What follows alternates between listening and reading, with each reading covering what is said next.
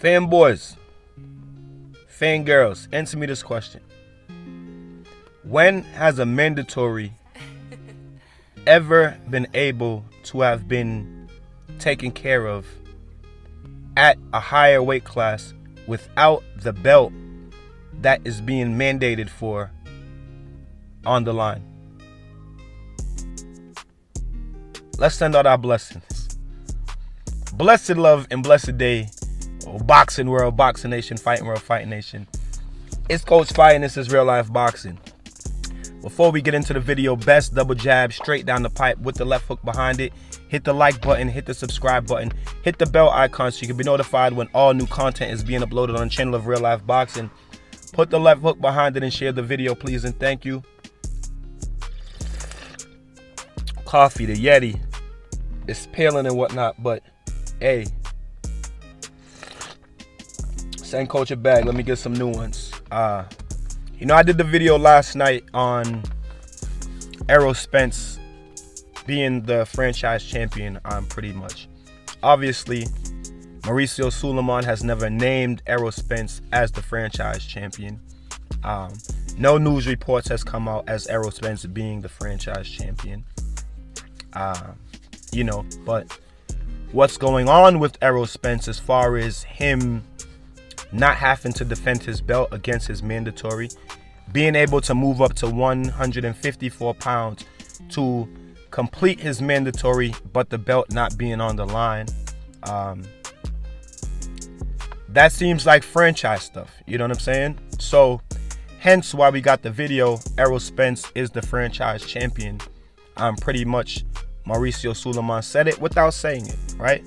Now, I'm just using my common sense and what I see going on. You know what I'm saying? But the problem is that some of y'all fanboys, you know what I mean? And I didn't have no problem with this fight. Y'all heard me say I don't have no problem with this fight. I like Errol Spence versus Keith Thurman. I've always liked it, and I still like it. But I have the right, just like every other boxing fan, and just like everybody, to ask the question of why would he be fighting his mandatory at 154 pounds without the belt being on the line? And Mauricio Sulaiman said, well, that can be done. But I'm asking you guys, have you guys ever heard of this happening? Have you guys ever heard of this happening? No. So when we hear about franchise title, we hear that the fighters request to be franchised, or their management team, or whoever requests to be franchise team.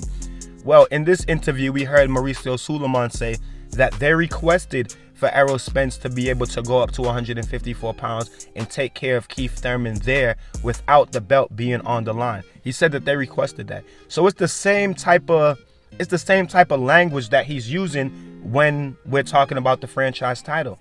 So hence, that's why I said Errol Spence is the franchise champion, without it have being said. Now, you guys could come over to my channel and say that I'm hating, and say everything that y'all want to say. But let me tell y'all something. You see that fanboyism stuff, that man fanning stuff? It's not good for you, bro. It's not good for your mind. It's not good for your heart. It's not good for your soul. And it's certainly not good for your manhood. All this fanboying stuff. I'm a fan of Errol Spence. I'm a fan of Terrence Crawford, right? I'm a fan of Stephen Fulton. I'm a fan of Naoya Inoue, right? So the way that boxing works nowadays in this man fandom system that you guys have going on, right? If I speak against Stephen Fulton in the Naoya Inoue situation, let's say if they do decide to fight, and I pick Naoya Inoue to win based on what I see them do. Now, I'm not saying I'm gonna pick him, but let's just say I do, right? Then I'm a coon and I'm buck dancing because I'm rooting against the black fighter, right? Now, if I have two black fighters and I'm speaking against one of them, now I'm hating. I'm a hater. Where do y'all hear me hating? The problem is y'all can't accept criticism without it being hate, or without y'all taking it personally. Know what I'm saying? I got LDBC dudes come over here tell me that I'm hating on Errol. Man, y'all get the fuck out of here with that shit. I'm saying ain't nobody hating on Errol. The issue is not even with Errol. The issue is with the WBC and Mauricio Sulaiman. And we know that Mauricio Sulaiman is famous for just changing up rules on the fly. But we can't really hate on Mauricio for that, because as a business owner, you have the right to do that with your business. You know what I'm saying? You have the right to do whatever you want with your business, so long as it fits in the guidelines of the law that governs that business. You know what I'm saying? The problem is, or not even the problem, the issue is that in Mauricio Sulaiman's world, he governs the business. You know what I'm saying? So they can literally do whatever they want, and it's inside of the walls of the boxing world. In that very same interview, he speaks about how there can never be one overhead in boxing because there's so many different companies. And tomorrow there'll be a new company like the WBC trying to form. You know what I'm saying?